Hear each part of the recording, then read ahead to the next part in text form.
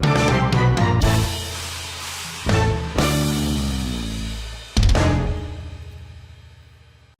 everyone, and welcome back to Art Block. I'm your host, Cable Provider, and today I have a very special guest. Would you like to introduce yourself? Yeah, sure. Hi, my name is Mike Gilbert. I am a professional dungeon master, game master, I'll even say a former traveling sword fighter to sort of like break the ice. Okay, we're gonna have to, no, I don't even want to come back to that. I want to address that now. Traveling sword fighter. Yeah, so between like 2011 till about like the times of 2020, I spent a lot of time being an interactive performer for Renaissance festivals, and then one of the things that really brought me into that was stage combat. And I started working as a sword fighter for a sword fighting show that traveled here and there until my partner and I decided to make a sword fighting show of our own, which we took around different parts of the country for several years until the pandemic shut us down.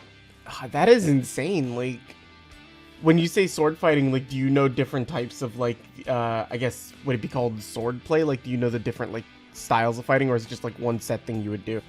Well, with the stage combat, there, if you go through what's called, like, the Society of American Fight Directors, which is its own sort of thing, there are multitudes of fighting styles that they look for and that they would teach classes in. So we would normally, obviously, we knew, like, the classic, like, swashbuckling, like rapier style, which, you know, like when you think like Princess Bride, things like that. Then we also knew things like sword and shield, unarmed. My partner was very skilled in quarterstaff. We threw a lot of that in. And then because we were also like a comedy family-friendly show, we threw in a lot of slapstick, like unarmed stuff. At one point, I would fight with a sword and frying pan, which always brought some laughter in. Oh, that's awesome. Yeah, it was great. We traveled around. We started in Massachusetts with our show, and then we would travel to Florida, Oklahoma, and then our home base was a Renaissance Festival in upstate New York. See, this just makes me want to go see one of these more. I've always wanted to go, and I've never actually known what they're like, but I definitely need to like go check something out like this. I definitely recommend it, especially if you like fantasy. Like each fair that I've worked at has different themed weekends where like they'll have like a pirate weekend or like a Highlanders weekend, but they also do like a fantasy future weekend where they welcome steampunk, high fantasy, anime, all sorts of different things that they have going on. Wow, this sounds pretty cool. Especially the whole like yeah. I mean, the blending of like a Renaissance style like stage combat thing with anime is sort of the it's sort of the main reason of how I actually found you at Anime Boston this year. I was gonna say that I was very excited to get that panel in. Funny fact, I was on a waiting list for a while, and then like literally a few days before the convention, they were like, "Hey, we actually got a spot because of some changes in schedule. Would you like to do your panel still?" And I was like, "Yeah, I'll do it." And so I was very grateful to get to do it. It was a great panel too. Again, like I really enjoyed sitting through and like actually getting to hear, and I wanted you as an Art Block guest mainly because I learned a lot from checking that out, so I wanted to talk with you a little bit more. Oh heck yeah, I'm stupidly passionate about like role-playing games, and where it all started from like inspiration of playing JRPGs, watching anime late at night or after school with my brothers or with my friends, and thankfully it's something that my partner and I invest in. We actually just finished. We've been like binging through different popular animes and niche animes just to kind of keep that love going and also getting more ideas for things. Nice. Anything? Any ideas? If you could have like any sort of series like in sort of a TTRPG format, anything caught your eye lately? Right now I really want the next little thing I've been trying to do is I want to get into some more like dark medieval and horror style sorts of things. Like I was a big fan of like Berserk, and then with that came like the Dark Souls series of games, even like the Castlevania anime series that Netflix did a great job with that. That's something I'm really looking to try and do. I'm also a big fan of when horror's done right in anime. Mm-hmm. And like supernatural stuff, which is like, my love for Yu Yu Hakusho really shines through with like loving taking like a shonen anime and throwing in like supernatural and horror elements. And I'm trying to find a medium with that, and like the modules like Monster of the Week are incredible for that sort of venue. Yeah, I still need to look into Monster of the Week. I had learned actually a lot about like different modules from your panel in particular. Oh, I'm so glad to hear that. I just feel as though there are so many out there, and I will never knock Dungeons and Dragons 5th edition. I love it. It's one of my favorite things to run and play. But it's nice to kind of sometimes find things that are different and maybe kind of fit your niche a little more. And also are a little more entertaining to be like, if you're like, because I feel as though I play with a lot of people who have backgrounds in storytelling or theater or things like that. So when there's more theater of the mind and sort of like heavier storytelling elements in something like Monster of the Week or the Pirate 17C, I've really delighted in running those. Oh yeah, you have an ongoing game currently, don't you? Not currently, but I have both a long and short campaign on a podcast that I work with a bunch of mutual friends who also came from a lot of interactive theater and the Renaissance Fair venue, which I'll gladly share as Bits Before Crits, where we did a season of 7th Sea, both a long version and a short version with 4 episodes, and then the longer one has 10 episodes. And then we also did a season of the Magical Girls anime, including the book that I recommended at my panel, Magical Fury. Oh, nice. So yeah, the premise for all those is like doing interactive adventure campaigns in different themes. Like we've done Vampire the Masquerade, we've done different Call of Cthulhu seasons. But yeah, the ones that I particularly was able to take a strong part in was the 7C one, and then my partner was part of the Magical Girls one, which I think is one of our more popular ones, which I love to recommend if people are looking for a really good like Magical Girl style. We'll make sure to link everything in the description too, so like go check all the stuff out. So the whole inspiration behind what I do for Final Phantasm started with a friend of mine like homebrewing some rules for a D&D 5e and was just like, oh hey, let's do a Yu Yu Hakusho one shot. And then it evolved into something I brought to another group of friends and just became this thing where it was like, oh, everybody wants to start doing like doing something different now to like have a Hunter x Hunter game running through, or a Dragon Ball, or Bleach, or whatever have you there. I wanted to ask, like, with experiences of like homebrewing for 5e versus like using alternate systems, like what are your thoughts on like one versus the other? I think it really comes down to your players. Like, I found that people who are really into D&D really like more of the homebrew acts of it, but I also think with that sometimes comes some limitations with what players like to do, where like there's a little more, I think with something like Monster of the Week or 7C, there's a little more freedom for the players, but that also means the players have to be a little more open-minded to thinking outside the box. Where being like, well, I want to do something more than just like these skills on this tree.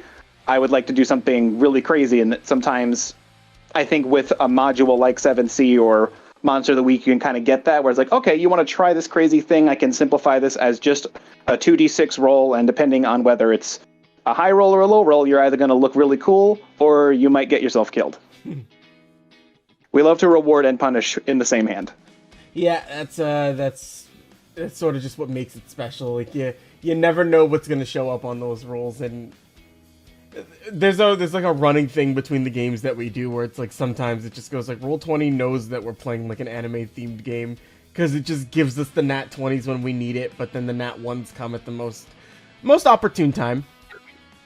Hey, whether they're physical or digital, the dice love to tell a story. The dice are evil. They're often evil. They're often evil and selfish, and we have to bend to their whims. Moving aside from like modules just for a second, like from the DM perspective, like what have your experiences been like with running games like these, like compared to traditional like let's say standard Dungeons and Dragons?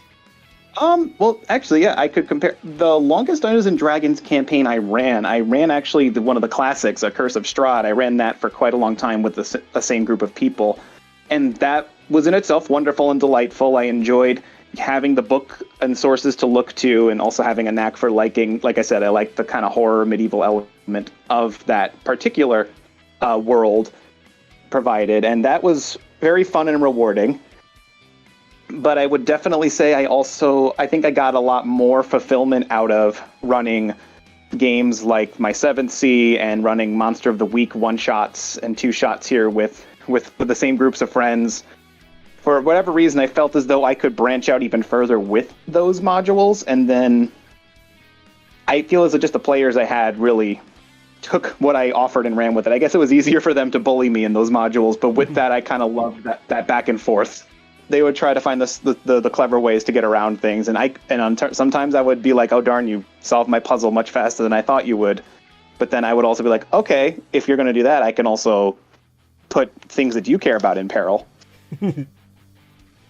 It's fun running the game sometimes. Oh yeah, no, you have to know when to pull your punches and then when to take the glove off.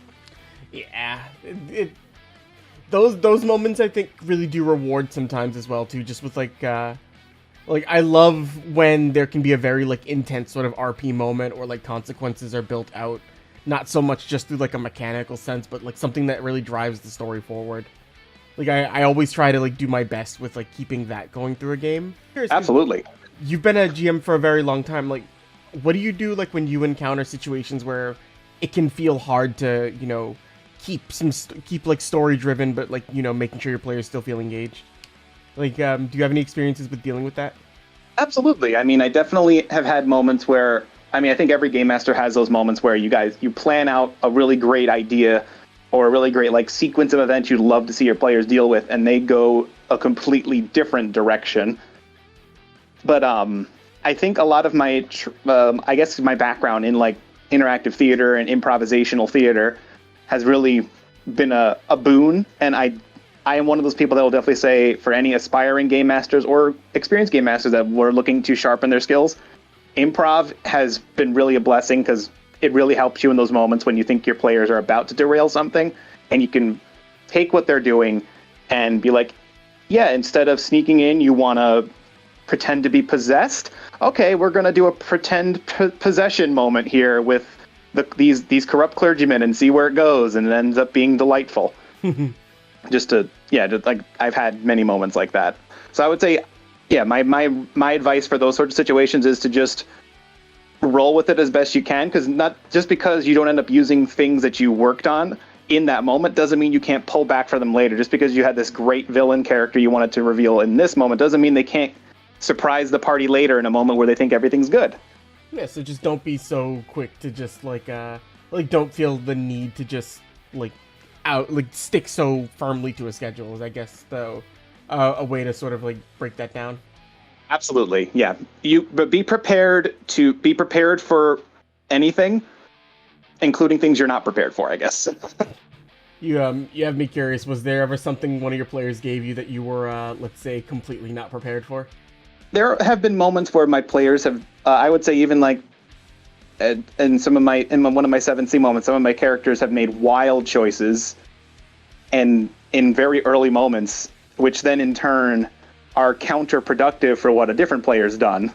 Because especially with that particular game, when you make a character, you have these sorts of virtues and flaws that your character has. Where like, oh, I'm very overly merciful even to people I don't like, or oh, I'm very quick to anger and will make these choices. And when those sorts of A and B slots hit each other, things that I'm not prepared for happen, where it's like, oh, this one player was trying to do something to attack a villain, but another character took that and contradicted it because it went against that character's moral code. Kind of like how you can sort of see in D&D how like a paladin might have issues with what the rogue is trying to do, and that might conflict with stuff.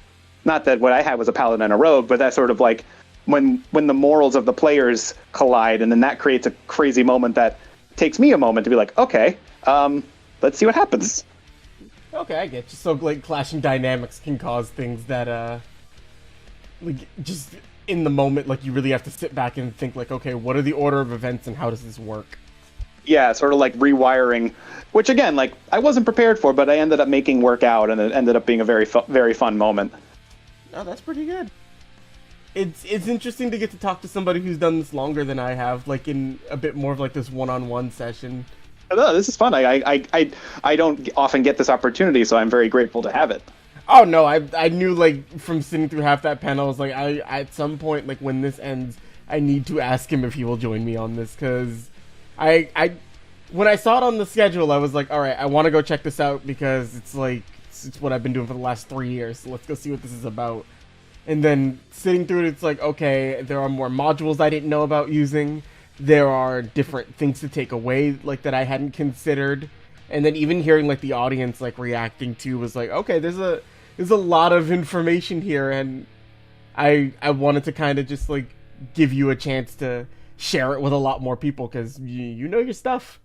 I appreciate that. It was nice to get to share. I like when I get to share that stuff with other players and aspiring GMs out there, because I know, I'm sure you probably come across this as well, as a lot of people who want to play these games are sort of scared of being the game master, which is, I think, the hardest role to fill when you have your group of friends that want to do any sort of storytelling game, D&D or other role-playing game, is that one person does have to do a little bit more of the preparing than a regular player does, and sometimes that can appear daunting. But I think with that comes a lot of reward to get to be that person who guides your friends through a story and will both give them things to delight about and give them things to shake their fist at you for.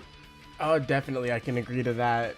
The role of, like, GM is extremely stressful in some instances, especially when you, like, have this scene planned out in your head. But, like, my major rule I go into it with is just, if my players are having fun, then that means I'm doing my job right.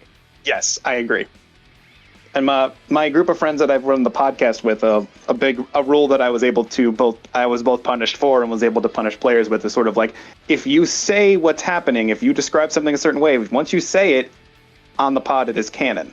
So something wild that happens in one of our stories is I gave the proportions for a monster, which then ended up being a running gag the rest of the campaign. I won't go into detail because I think that's something fun to discover. But that was something I said, and it became canon. And then later on in the campaign, one of my players said something catty about an NPC walking by, and I ended up using that as a way to blow that player's cover. And it created a whole series of events that was very delightful to watch my players get out of. I'm definitely going to need to check this out. It sounds interesting. And Seven Seas is the One Piece one, right? Yes, it's a very, very pirate-inspired. And with that, you could totally live One Piece fantasies, because you have many different elements of being like a sword master. You have many different elements of being any sort of like weird magical powers, bestial powers. If you just want to be like a great at social, like if you want to do more political intrigue, they have that. They even have a whole nation that's very similar to the Thriller Bark world, like where like there's a lot of undead and monstrosities and stuff, which was arguably one of my favorite early arcs of One Piece, because I like the spooky element, but that's just me. No, Thriller Bark is sick. I love it. Yeah, there's a whole part of the world that is very much just Thriller Bark. See, I can't be pondering in the middle of a podcast. It's all good. No, this always happens when I hear about this type of stuff. It's like, oh no, I want to go see it. Now I want to check this out before I derail myself for like the umpteenth time on one of these art block recordings. A lot of different, like, you know a lot about a lot of different modules. You know a lot about a lot of different things for a TTRPG. Is there any module you would say is like a good recommendation for the first time GM that wants to test something like this out, where they want to try to do a tabletop game based off of a series that they like? So yeah, I mean, obviously you can go the Dungeons and Dragons 5th edition route, where they have some very easy early like campaign adventure launching points that are very easy for a game master sort of wrap their head around. Obviously there's a bit of reading that goes into that because of just the amount of stuff. I would say if you're looking for something in that element but don't want to do as much reading, I would recommend Dungeon World. Dungeon World is another Powered by the Apocalypse. They've done the Monster of the Week and a bunch of other different like flavors of their stuff. There's a lot less dice to worry about. There's also a lot less for the game master to worry about, because it's the world building and stuff sort of comes with the players also throwing their opinions into the world. So it takes a little bit off the game master's shoulders, but also still gives them some fun to deal with, where they just only have to worry about specific roles that the players do to sort of affect the world. It's a lot of reaction as well. I delight in the Dungeon World sort of module. And I think it's a lot less daunting, where like if you feel comfortable with that, then you could go to something a little more number complicated like Dungeons and Dragons or Pathfinder or things like that. You recommended Kids on Bikes for like a mystery style campaign, correct? Yes. Kids on Bikes is another great one, especially if you or your players are inspired by supernatural things like Yu Yu Hakusho or like more modern mainstream stuff like Stranger Things. It really bleeds into that sort of world and flavor and themes where you can be like, kids or neighborhood people from like the 90s and stuff like that going after unspeakable horrors or solving mysteries. It could be as light as Scooby-Doo or as dark as, some of the darkest animes that are not coming to my mind. There's a lot that I think I need to start looking into more because I want to I'm so interested right now to just like take some of the stuff that we've done and see like how these different modules might work for it, or like the concepts we've come up with, and just see how this plays out. And it's like, truthfully, I can't thank you enough for being a guest here. Oh, thank you, man. I'm having a blast getting to share this stuff and getting to talk to you more about it. I'm beaming right now with this. I love it. I'm very happy to hear that. Last thing I like to do with Art Block, with any guest that I have, is for a starting out game master who might be intimidated by a lot of stuff that they can see out here, be it with numbers or not knowing the module or not knowing how to do certain things. Do you have any parting words of advice you'd like to give them? I will say that it's not all on you. Yes, some of the preparation might be on you, but it's a team building, it's a teamwork game. Your players are just as delighted to play this game as you are, and will help you just as much as you're going to help them. You're all building the adventure together. You just have a few more parts in front of you. That's all. You're writing the story together. I wish somebody would have told me that at the very beginning. Well, now you have this recording to listen to saying, it's not all on you. Best believe I will. Multiple times, and it's like, oh god, this is too much. But I know me. I know I'll go on tangents, and I finally found a way to end these every time I do it. Thank you all for coming to Art Block. I will have many more guests. I release these at the end of the month. If you like what you've heard here, share it with a friend. We're just trying to spread some information around so everybody can, pull something good away from this. But I'm Cable Provider. I love doing these, and I will catch you guys for the next one. Adios. Gravity! Okay, God. Oh yeah, you hit it. 18 force. Alright, it's gonna take 18 force damage. As you see it, it began to raise its arm, but you sort of force its arm back down a little bit. But it looks undeterred by that. That attack really didn't do much to it. I'm just gonna take my free action to just shout, let me take the brunt of it, and you guys just circle around him.